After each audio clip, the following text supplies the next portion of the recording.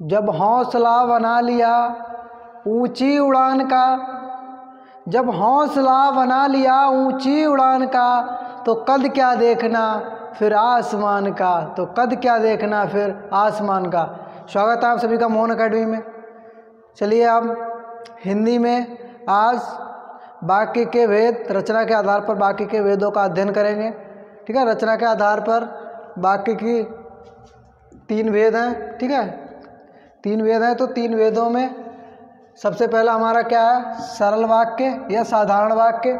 ठीक है, उसके बाद में हमारा क्या है, उसके बाद में संयुक्त वाक्य, और उसके बाद में क्या है हमारा मिश्रित या मिश्र वाक्य है।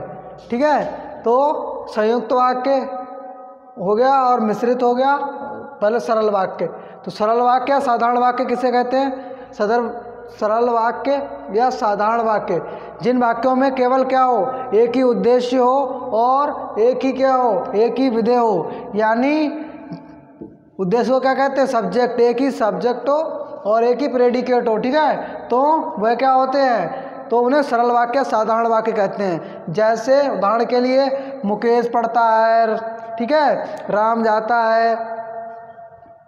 ठीक है, तो ये क्या है, जिनमें क्या है, ये एक ही क्या है हमारा सब्जेक्ट है और एक ही प्रेडिकेट है, मतलब एक ही उद्देश्य है और एक ही विधेय है।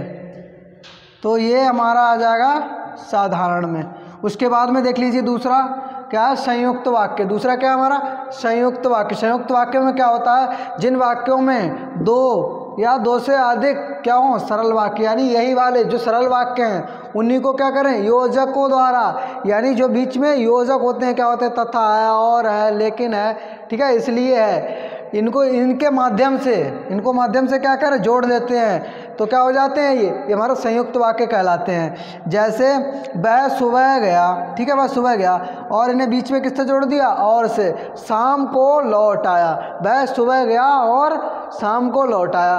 तो इसमें क्या हो गया, इसमें ये हमारा हो गया है संयुक्त वाक्य, क्योंकि ये और यानी योजक से जुड़ा हुआ है। ठीक है, योजक से जुड़ा हुआ है, इसीलिए ये हमारा वाक्य हो गया कौन सा, ये हो गया संयुक्त वाक्य। ठीक है, इसी आधार पर और भी वाक्य बना सकते हैं। ठीक है, तो ये देखते हैं तीसरे नंबर पे मिश्र वाक्य, मिश्रित वाक्य।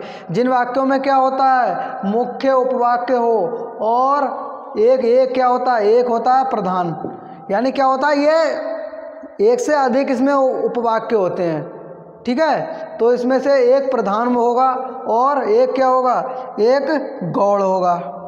ठीक है, क्या हो, एक प्रधान उपवाक्य हो और अन्य क्या होंगे, अन्य एक होगा प्रधान होगा, उसके बाद में जितने भी वाक्य होंगे वो क्या होंगे, गौड़ होंगे। ठीक है, तो जो प्रधान होगा उसमें क्या होगा, उसमें मतलब एक होगा पूरे वाक्य में, और बाकी क्या होंगे, गौड़ होंगे। ये इनमें क्या आता है, इनमें परंतु है, जब है, जैसे है, की है, जो है ना, ये वर्ड आ जाते हैं। तो इसमें क्या, जो लड़का कमरे में बैठा है, ठीक है, जो लड़का कमरे में बैठा है वह मेरा भाई है। तो इसमें जो भी आ गया है, और उसके बाद में इसमें योजक चिन्हों का जोड़ नहीं होता है। ये अगर मान लो इनसे संयुक्त से और मिश्र में क्या अंतर होता है, संयुक्त में तो योजक चिन्हों से जुड़े होते हैं सरल वाक्य, इनमें योजक चिन्ह से मतलब नहीं जुड़े होते हैं। चिन्ह नहीं, योजक में जो भी आते हैं, तथा है, इसलिए है, और भी आते हैं, तो उनसे जुड़े होते हैं। लेकिन ये ऐसे नहीं होते हैं, इनमें जो है, परंतु है, जैसे है, वैसे है, और इधर उधर की बातें होती हैं काफ़ी, तो ये लगा देते हैं। तो इसमें ये वाक्य हो जाता है हमारा मिश्र वाक्य, यानी क्या होता है, इनमें बहुत सी बातें मिश्रित कर दी जाती हैं। ठीक है, तो ये मिश्र वाक्य कहलाते हैं। चलिए, आप लोग समझ चुके होंगे इनको, सरल वाक्य, साधारण वाक्य, संयुक्त वाक्य, मिश्रित वाक्य, और तीसरे नंबर का हमारा क्या है, मिश्र वाक्य या मिश्रित वाक्य।